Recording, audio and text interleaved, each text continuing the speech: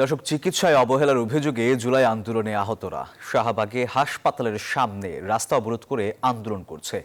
আর এই মুহূর্তে সেখানে আছেন আমাদের সহকর্মী মাসুদ সুমন, সরাসরি যুক্ত হচ্ছে তার সাথে। মাসুদ, কেন হঠাৎ করে তারা শাহবাগ মোড়ে সড়কে অবস্থান নিল, কি বলছেন তারা?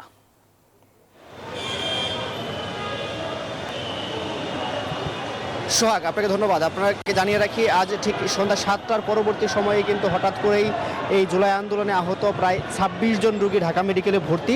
তারা কিন্তু এই শাহবাগের থেকে যে কারওয়ানবাজার মুখীর যে রাস্তা, সেটি কিন্তু অবরোধ করে এখানে আন্দোলন শুরু করে। আপনাদের আমি দেখাচ্ছি, তারা কিন্তু এই রাস্তায় একদম শুয়ে পড়েছেন, শুয়ে পড়ে তারা আন্দোলন করছেন। তারা যে দাবিগুলো করছেন, তারা বলছেন যে এই আন্দোলনের এই বিপ্লবের 5 মাস কেটে গেলেও কিন্তু এখনও তারা যে তাদের যে কাঙ্ক্ষিত চিকিৎসা সেবা সেটি পাচ্ছেন না। তারা বলছেন যে এখানে ভর্তি হওয়ার পরবর্তী সময়ে থেকেই তাদের প্রতি অবহেলা করা হয়েছে।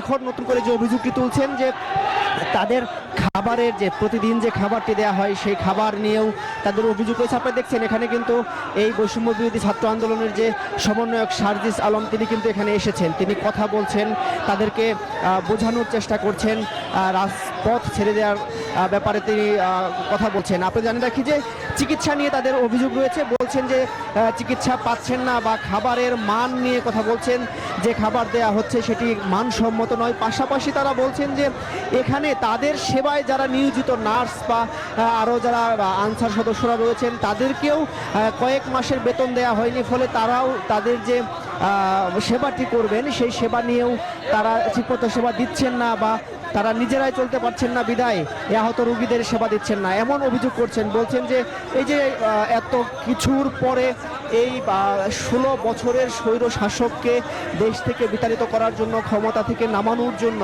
তারা যে রাজপথে জীবন দিয়েছে, বা এই যে দীর্ঘদিন সংগ্রাম করেছে, রাজপথে রক্ত ঝরিয়েছে, তারা এত কিছুর পরে দেশকে স্বাধীন করেছে, এই দেশের 18 কোটি মানুষকে মুক্তি দিয়েছে, তারপর তারা কি পেয়েছে, এমন প্রশ্ন তুলছে। তারা সার্জিস আলমের সাথে কথা বলছেন, তার কাছে অভিযোগ তুলছেন যে আমরা কেন এখনো অবহেলিত থাকবো, এমনটি বলছেন যে 5 মাস কেটে যাওয়ার পরে তারা এখনো কেন হাসপাতালে।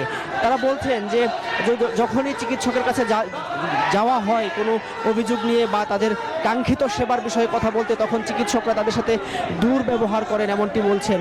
অভিযোগ করছেন যে তারা চিকিৎসকদের সাথে কথা বলতে পারেন না, এবং এই যে এখানকার পরিচালক ব্রিগেডিয়ার জেনারেল রেজাউল ইসলাম, তার পদত্যাগ চাচ্ছেন। বলছেন যে তার কাছে বারবার যাওয়ার চেষ্টা করেছে এই আন্দোলনে আহতরা, এবং যেতে পারেনি, এবং যতবারই গিয়েছে কোনো সমাধান পাননি। বলছেন যে তাদেরকে অবহেলা করা হচ্ছে বারবার, এমন অভিযোগেই আজকে এই শাহবাগের এই রাস্তাটি অবরোধ করেছে। আপনাদের জানিয়ে রাখি, এখানে কিন্তু বেশ কয়েকজন মুমূর্ষ রোগী শুয়ে আছেন। আমরা দেখেছি অনেকের হাত এখনো ভাঙা, হাত গলায় যেই ঝুলিয়ে রাখা হয়েছে, চিকিৎসা চলছে এখনো।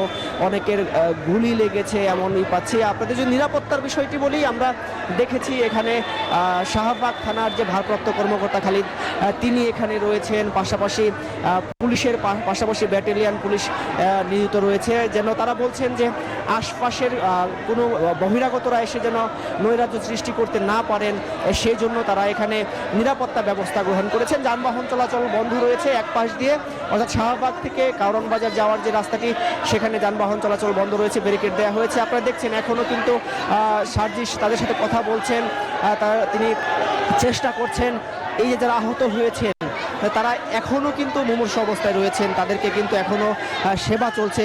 তাদের যে অনেকেই অপারেশন হয়েছেন, অপারেশনের রোগী রয়েছেন, তাদেরকে বোঝানোর চেষ্টা করছেন বা আশ্বাস দেওয়ার চেষ্টা করছেন। এখন তার আশ্বাসে কিন্তু এই আন্দোলনরতরা হাসপাতালের ভেতরে প্রবেশ করছেন।